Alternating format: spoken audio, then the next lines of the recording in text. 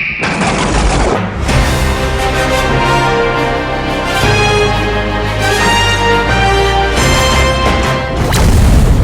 good, guys? It's your boy, isn't it? And I'm back once again with another video.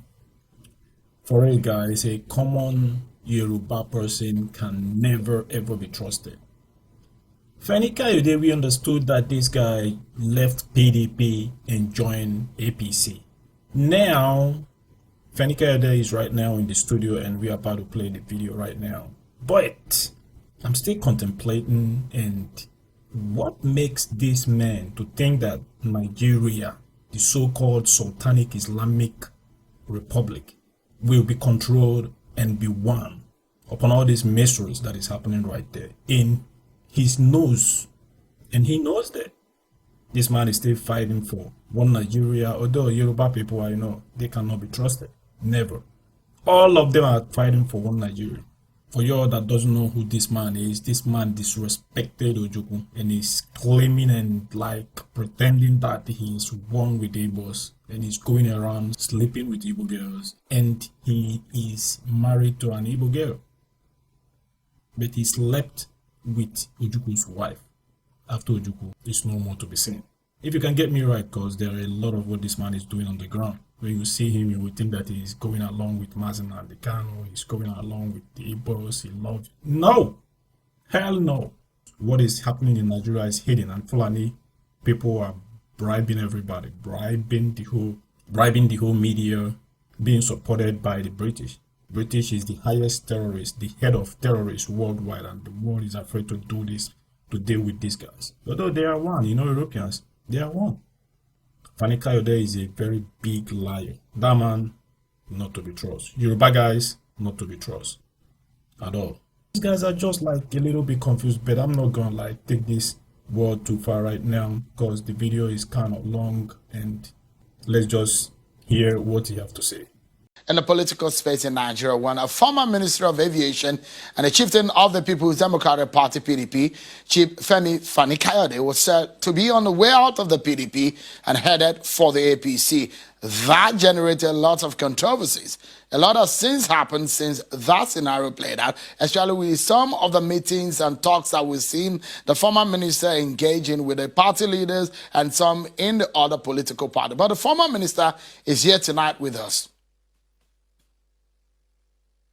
Chief Fani Kayode is a guest on the program tonight, and he joins us from our Abuja studio. Thank you, Chief Fani Kayode, for joining us tonight. Let's begin the conversation by getting clarity on some of the things that we've seen and heard. Now that you're here physically with us, we can get all of those clarity. There are indications that you were leaving the PDP for the APC, but it appears you have made a U-turn. What happened? I wouldn't say a U-turn was made. I said from the outset of this whole issue that I was in the PDP. I never said that I was in the APC.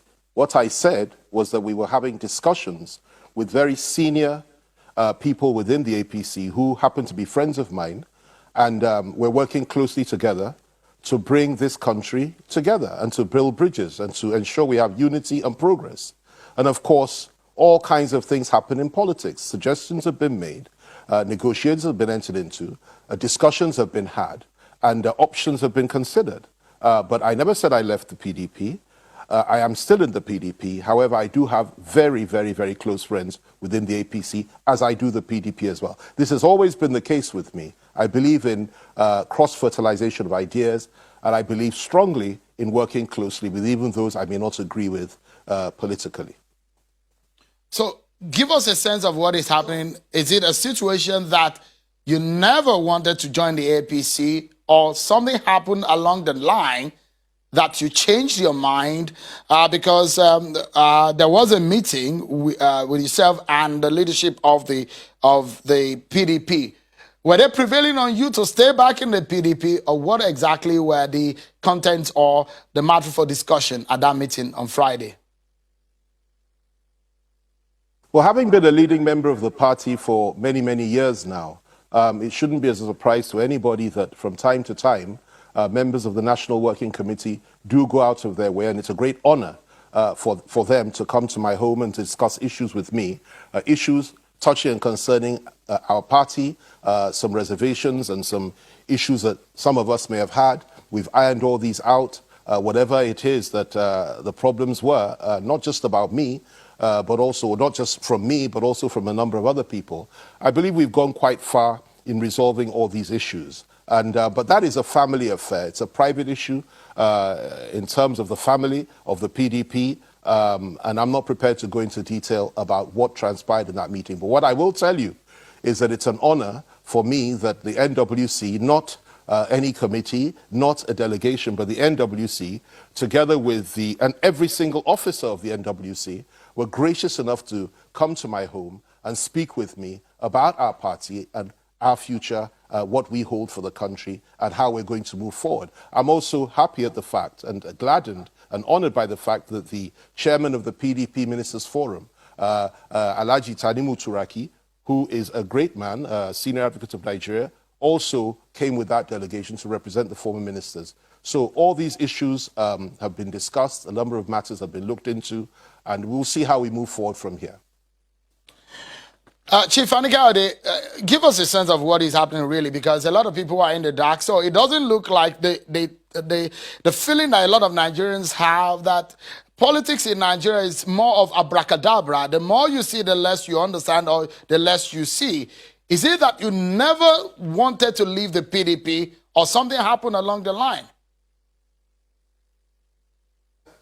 We keep pressing on this issue. Let me tell you again, what I wanted to do or what I didn't want to do is something that I'll keep firmly to myself. Politics is an issue that changes from day to day. People go in different directions depending on what they feel is happening around them. Like in any family, there are issues from time to time within a wider political family. But the most important thing is what I do, not what I intended to do or what somebody may believe that I'm doing, but what I'm actually doing. And I'm saying to you that I have had many discussions with people across party lines, as have many other party leaders. I have remained in the PDP. I am still in the PDP, and we're working out issues within the PDP, and I'm happy to be here. I'm also telling you that I'm speaking to people from other parties who I respect, as are other members of the PDP, and we're happy to do that because we are all politicians, and we must learn to speak to one another. We must learn to understand one another, and we must learn to build bridges. That is perfectly natural. In fact, we should have done more of that before. It's a normal thing, and I don't think it's adakabra at all. I think it's a very, very positive thing. And we come to understand one another, and we can move this nation together, forward together, without necessarily throwing stones at each other. And I think that's the way forward, and that's certainly the way that most of us are playing politics now. It's a good thing. So, so give us a sense of some of these issues that are taking you across party lines. I think the most important, well, what I'm saying is we're discussing across party lines. I haven't crossed party lines. And it's very, very important to make that distinction. And you'll probably find that there's a commonality of purpose amongst virtually all of us. We all want peace, we all want progress, we all want unity, we all want understanding. And I think most important of all is that we all recognize the fact that this country is on the brink of war. The security situation is so bad that it's just not good enough for us to get up and be throwing stones at, for example, the president or the government and saying they haven't done enough. We've got to prefer solutions to these problems that we are all facing, and we've also got to be able to say things to them privately, which we may not want to say publicly because it might create an even greater problem. But this country is divided now. It's divided on regional, ethnic and religious lines. We cannot run away from that fact.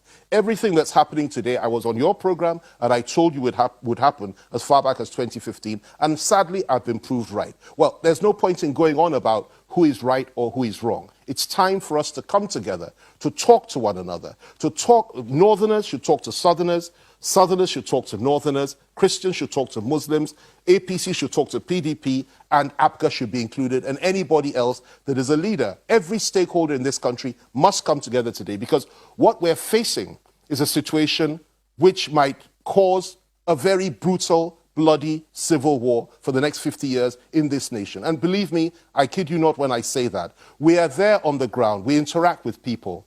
And if you look at what's happening in the north, you look at what's happening in the Middle Belt, you look at what's happening in the Southwest, the South-South, and the Southeast, all you see is chaos, carnage, murder, and killing, and kidnappings everywhere, usually by the same suspects. And it's a very tragic situation which affects each and every one of us. So if you are a leader that is still practicing politics in the normal way, that is to say, to act as if there is no point in dialogue, then you're not really a leader. It's time for us to come together, bury our differences as one, and try to solve the problems of this country together. All right. So we'll come to some specifics, but let's just do some clarifications also. The idea of you having talks and conversation with politicians out of the PDP, especially within the APC, knowing your strong criticism of the APC and the Buhari government, isn't it intriguing, Mr. Fani Kayode or Chief Fani Kayode, or don't you think so, considering that you have been a strong critic of the APC and the Buhari presidency, how do you defend it? I mean, you got into a point that there are speculations of you wanting to go to the APC. I mean, that's not going to be a news anyways because, I mean, you've been in the APC before you left. Let me tell you why first of all, I really don't think I need to defend it to you or to anybody else. But let me explain one or two things about the way this thing works. I have been in opposition, and I've been in the PDP for almost 20 years now. For almost 9 months of this 20 years, I think in 2013 or thereabouts, before APC was formed, I was outside of the PDP, and I was with those that eventually formed the APC. 9 months out of almost 20 years. Outside of that, I've been consistent and clear in my views. For the last 5 years, I've been the leading critic and opposition member of this government. There was a survey by Vanguard newspaper of the top 10 critics of this government in terms of consistency. I was voted as #1 by readers of Vanguard newspaper. And I have no apology for that. I'm very proud of that. That is what I've been doing, and that is what I do, and I will continue to speak out against injustice and what I think is inequitable behavior or bad governance. However, that does not preclude me or stop me from speaking with those on the other side of the political divide. Simply because you oppose a policy, simply because you are not you're a critic of a government or you're in the opposition party, it does not mean you don't talk to the other side. We are not a cult in this party. We are not a cult in Nigerian politics. We're not cultists. We're politicians. And it is far more important for us to ensure that we talk rather than make the situation worse, widen the gap between our various peoples and end up having a very bloody civil war. Now, I think that you should be very thankful that you have leaders and politicians in this country, even critics of the government and those in opposition, that are ready to talk to reasonable people on the other side. And those I talk to are reasonable people, and they also believe I'm reasonable. We don't all have to be in the same political family, and if we choose and we feel strongly enough about it, we can cross over and you defend your own actions as an individual. This has happened over and over again. If you look at the team Saraki led out of the PDP in 2015 and went over to the APC, which eventually gave them victory. Then he now came back with the same team of governors back to PDP again. People didn't criticize that. Today, if you see Orji Kalu and Wike sitting together in Port Harcourt having a discussion, that's a good thing. Nobody criticizes that. It's only when Femi Fani Kayode sits down and talks to a good friend of mine, Yaya Bello, and also Buni, the national chairman, the new national chairman of the APC, that it becomes a matter of controversy and so on and so forth. Politicians must learn to talk across party lines. We can continue to criticize and oppose, but at the same time, we should find common ground, and you can only find common ground when you talk to one another. And I say this only because we are in a very serious situation in this country. The Southeast, for example, planes are bombing, Air Force jets are bombing the forests. The Southwest, you have virtually an uprising from the people standing against the politicians, standing against anybody that comes from outside the Southwest, believing they're there to kill all of them. The Northeast, you have Boko Haram and terrorism. The Northwest, you have Fulani, foreign killer Fulani herdsmen, killing even people in Sokoto, in Zamfara, and everywhere else. The Middle Belt, you have chaos, you have the mass murder of so many people. This country is on fire, and those of us that are leaders must come together, understand our differences, explore ways of ensuring that this thing does not explode into a civil war and ensure that we move forward in unity and in progress. And that is what many of us are trying to do now, and we will continue to do that. Doesn't mean we're in the same party, doesn't mean we're sleeping in the same bed. What it means is that there must be commonality of purpose and understanding that we must bring our people together and ensure that we get through this very difficult time. So, Chief Fani Kayode, how then do you think, or how do you hope that the government should handle the problem facing it? Well, there are so many problems, and there are so many. But if we're talking about security, for example, you know, because there are so many areas where there are problems and where I think they didn't get it right. But if you're talking about security, for example, the first thing this government has to do is to cultivate and develop the will, the political will, to crush the terrorists. I've said this from the beginning, and I'm saying it today. I've said it privately, and I'm saying it publicly. You need to crush the terrorists. Now, who are these terrorists? On the one hand, you have Boko Haram in the northeast primarily, and then you have the Fulani herdsmen, that is the killer Fulani herdsmen, in the northwest. These are the two main problems that we have in Nigeria today. And the government has to crush them. In terms of Boko Haram, for example, when President Goodluck Jonathan was in power, he actually went out of his way and he ensured that we had help from foreigners. He brought in people, I think they were South African mercenaries or whatever it is, and they did an excellent job. Now, forget about the disinformation that has been put out there. At the time of the election, you and I know very well, the whole of the northeast have been cleared of Boko Haram except for Sambisa Forest. That was primarily the work of the Nigerian army in conjunction with foreign mercenaries that were contracted to do the job, and they did an excellent job. Now, that's what we need to do there today. That's what I believe, because let's swallow our pride and let's understand that we need help. You go to the northwest, the same thing is happening, where you have an influx of foreign Fulani killers. Not necessarily just herdsmen, but killers. Most of them don't even have cows. And they're slaughtering our people every day, kidnapping for ransom. We need to afford the same treatment to that side of our country, strengthen the army, and bring in foreigners to help us to solve that problem. You come down to the south-south, you come down to the south-southwest, where you have massive numbers of these same killer herdsmen in our forests, to the extent that the local population are beginning to rise up to say, if government doesn't do anything about it, we will sweep away all the politicians and we will do it ourselves. And that is what Sunday Igboho, for example, represents. Now, in order to solve that problem, the military has to go down there and kill every single one of them, flush them out. You go to the southeast, you have to ensure that there's equity and justice. You stop killing the local people there, and instead you face those that have come to kill them from outside. And you certainly stop bombing your own people. That is another way of solving this problem. There are so many. The south-south, again, is beginning to rise up in insurgency, making threats to the unity of the country. You've got to appease them. You've got to bring everybody together. And of course, in the Middle Belt, which is probably the most hardest hit area over the last 5 years, you've got to stop the targeting of both Christian and Muslim populations by these same foreign killer Fulani herdsmen. They're not Nigerians. 90% of them are non-Nigerians that come through our borders and have just taken Nigeria as a war zone where they can kill, rape, pillage, kidnap, and extort money from each and every one of us. And I do not believe the response has been strong there. I think we need to come together, perhaps consider forming a government of national unity across party lines and doing something about this problem. Chief Fani Kayode, we are due for a first break on the program. But when we come back, of course, we get your final thoughts on some of the issues that we have left for you tonight. Let's take a break, everyone. And up next, our conversation will shift predominantly to the issues of security situation in the country. President Buhari is talking tough about the activities of the bandits. But how do we stop these criminal elements? Stay with us, everyone. Our concluding moment with Chief Fani Kayode, and we have a senator also on the program tonight.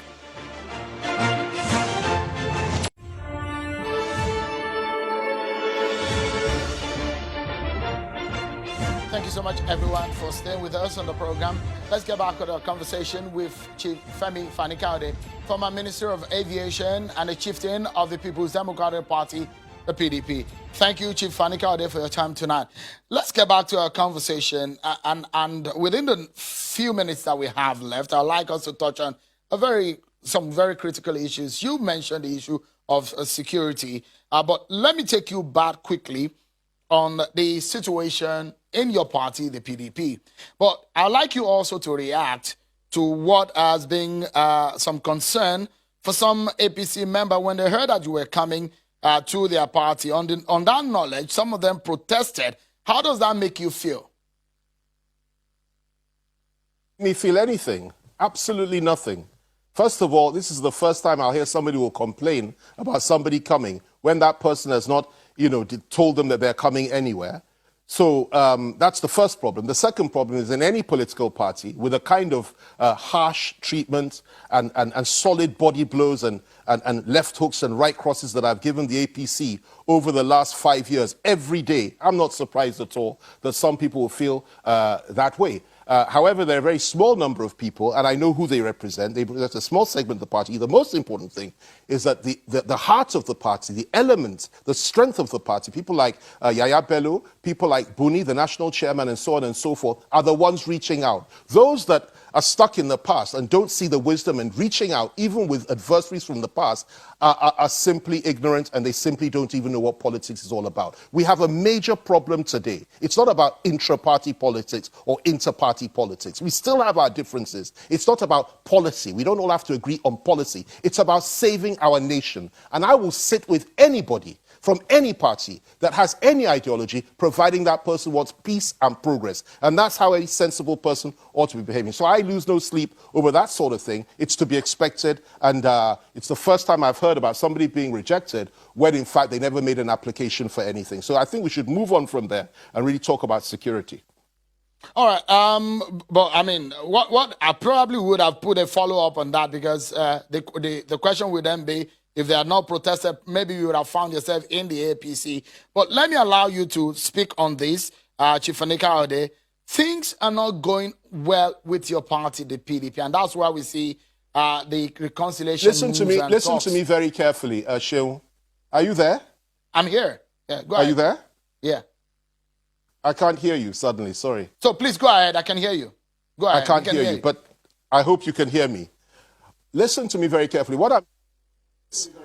The people that matter within a political party are those that are close to the president and those that are working with the president and those that lead the party, okay?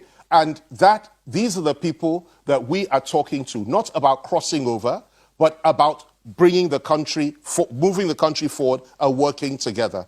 I don't like many people in the APC either, just as many in the APC or some in the APC don't like me. It's not about liking, it's not about loving, it's not about getting married, it's not a marriage, it's about moving our country forward together. And I find it curious that there should be so much consternation about what I do or what I don't do. I actually feel very much like the beautiful bride. So many people love me on both sides of the political divide, and that's a good thing. That's a wonderful thing. It's an encouraging thing. And that's what I hold on to, and that's why but I'm in the PDP. I'm within my own party. I never intended to leave my party. I've had discussions with good men on the other side. We will continue to have those discussions, and it has nothing to do with what anybody else may feel. In our own party, for example, there are many people that feel very bad that I should even sit with talk to people on the other side. But I point out to them that this is what we need to do if we're serious about unity. You asked me a question earlier, which I think is far more important, about how to move forward. One of the things I'll tell you right now is this: if you want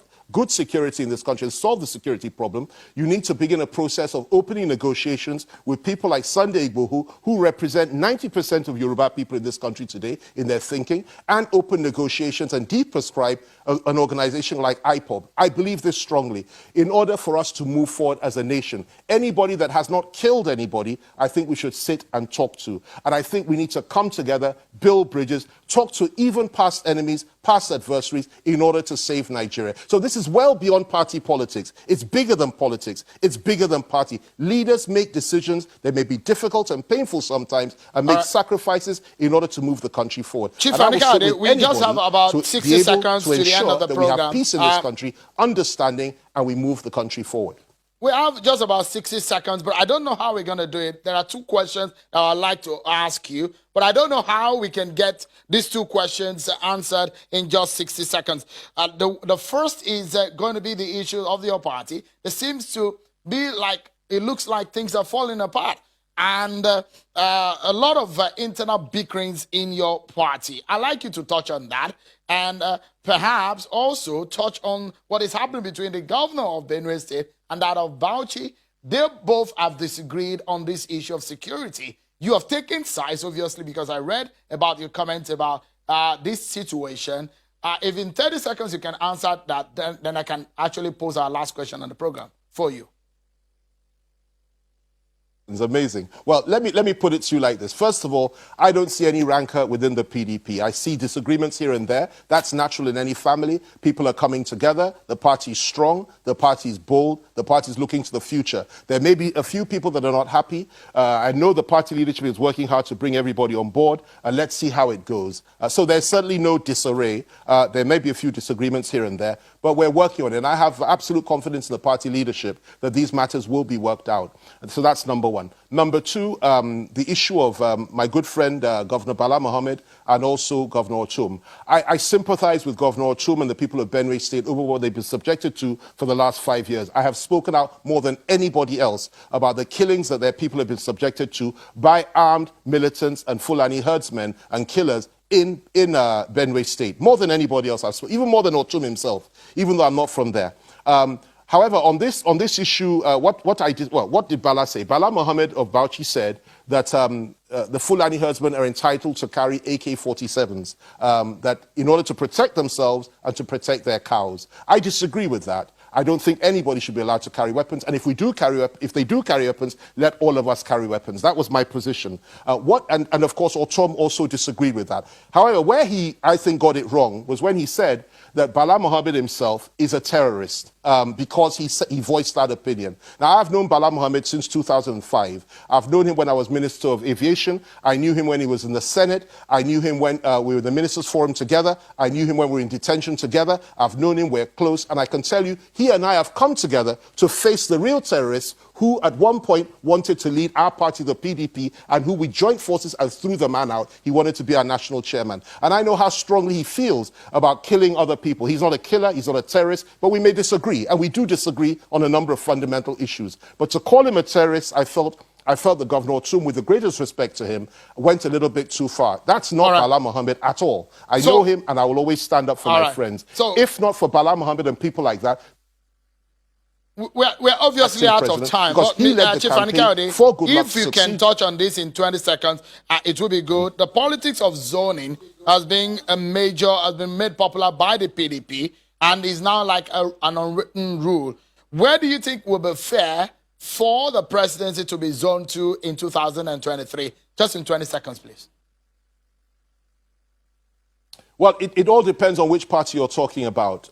For me personally, I think the idea of a southern presence is a very attractive thing because what's been happening over the last would have been 8 years by 2023 is something that has divided our country. I mean, nobody can deny that. And nationalism, Yoruba nationalism, Igbo nationalism, the quest for Ududwa, the quest for Biafra, the quest for the Niger Delta Republic, and these are very, very strong right now. The overwhelming majority of the young people believe in these causes, and therefore you need to make the South feel appeased. You need to give them something to hold on to. However, that might not even solve the problem. However, there are some people that believe that politics is a game of numbers. Why should it go to the South? Some may want to keep it in the North. It all depends on which party you're talking about. And when the time comes, we'll look at that. We will all make an input. We'll all participate in that decision, and we'll identify who it is that can rule this country together in 2020, that can rule this country well from 2023 onwards and bring us back, pull us back from the brink.